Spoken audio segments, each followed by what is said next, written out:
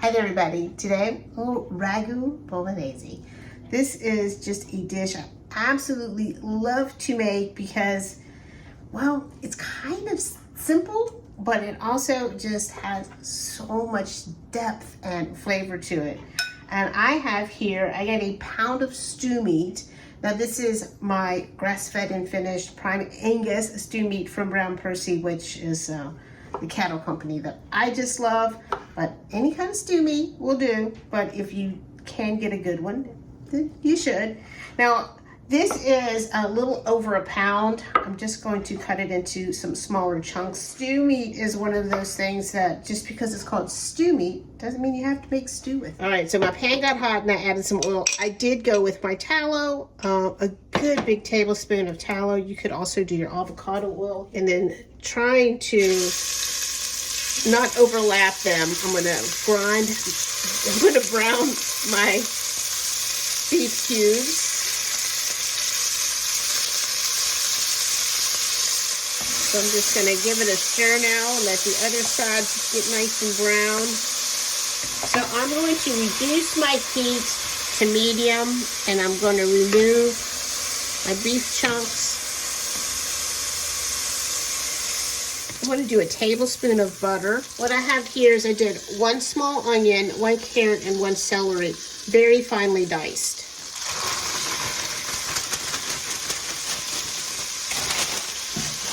And we want to give this a really good 6 minutes to cook. And that's why we reduced our heat, just so it can gently just cook and soften.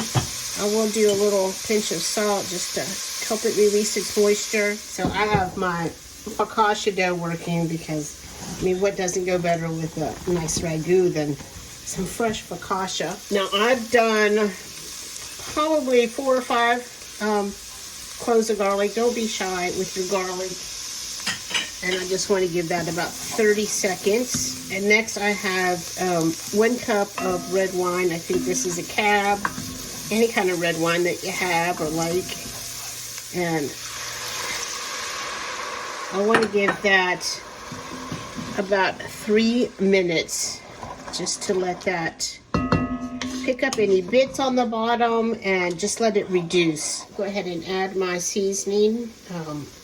I'm going to do a tablespoon of my Italian seasoning. I just redid my Italian seasoning blend and it is so good. I just love it. Now, I might add some more Italian seasoning later. I'm kind of going to just start with this tablespoon and see where that takes me. And then we're going to add some beef stock.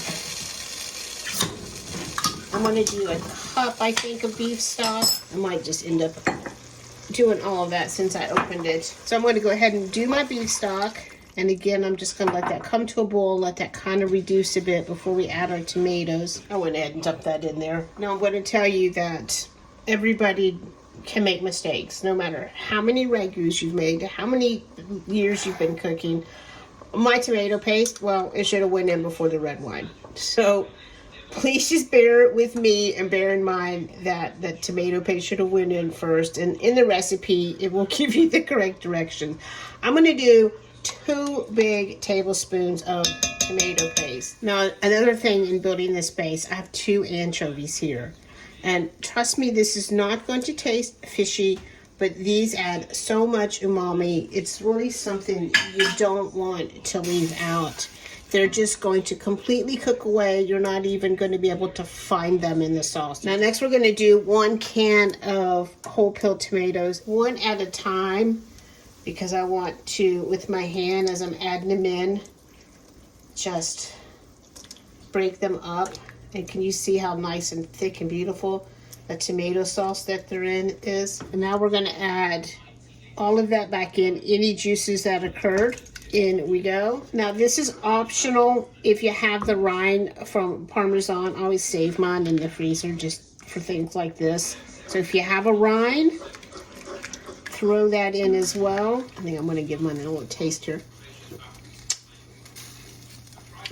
It's got a long way to go, but it's good.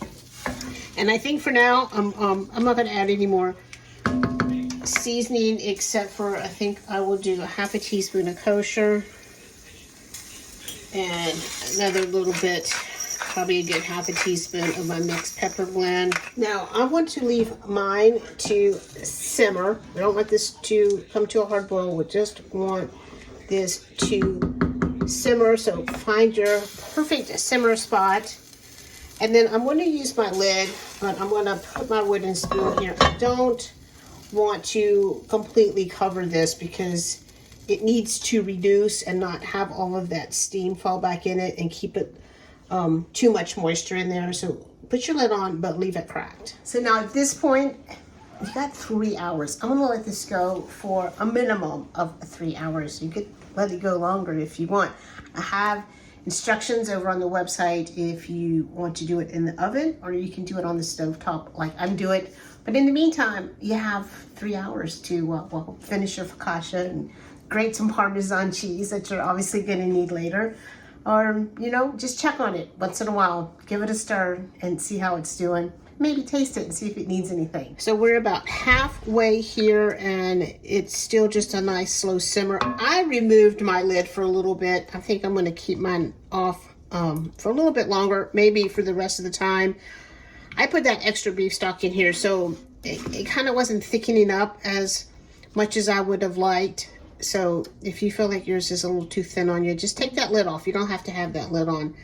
And we're just going to keep going. I want this to just pull apart tender, and we're not quite there yet. So we're going to go, I'm going to go another hour and a half here and just keep that slow, steady simmer going. All right, so I think I've been cooking about 4 hours. Honestly, I've lost track of time, and that is the beauty of doing like a ragu like this, is how gorgeous that is. You know, you don't have to watch the clock. You can just let it cook. That meat is just starting to fall apart. Look at that. Isn't that beautiful?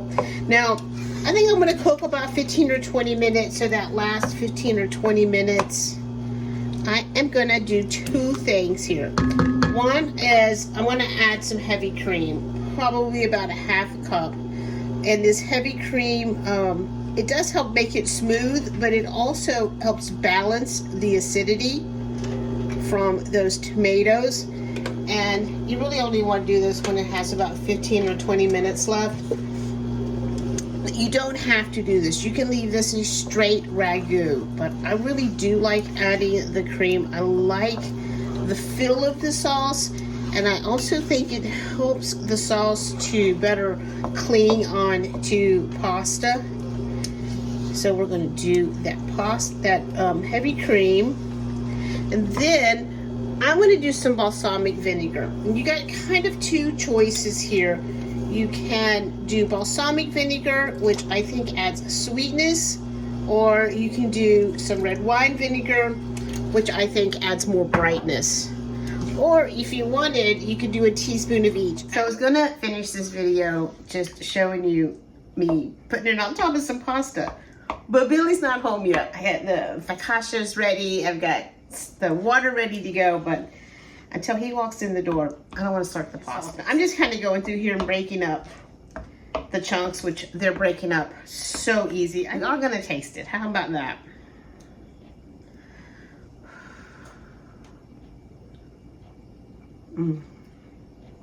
Oh, this is just that Sunday kind of sauce, thanks. Sunday kind of gravy that is so delicious. If you're interested, and I hope you are, in the Brown Pearcy Cattle Company, I have a code Gary25, and you can use that, get $25 off your first order. And this is just, you know, a cut that's really inexpensive, but this meal tastes like $1 million. And you don't have to just make stew with it. You can turn it into your Sunday sauce. So, I'll see y'all later.